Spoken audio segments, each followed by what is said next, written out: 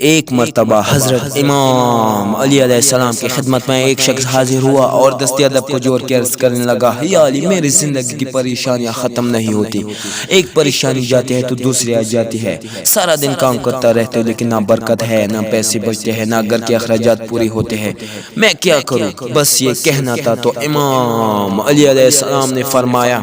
اے بندہ خدا، تمہاری ناکامیوں اور پریشانیوں میں تمہاری بیوی کی ناراضگی شامل ہے، جو سارا دن تمہارے لیے کام کرے، تمہاری بچوں کی اچھی پرورش کرے، نہ تم اس سے پیار کرو گے، نہ تم اس کا خیال رکھو گے، نہ تم اس کا احساس کرو گے، تو اس کی بد دعا تمہیں کبھی بھی سکون نصیب کرنے نہیں دے گی۔ جاؤ اپنی بیوی کا احساس کرو، اللہ تمہاری گھر کو اور تمہاری زندگی کو پر رونق بنا دے گا، انشاءاللہ انشاءاللہ انشاءاللہ۔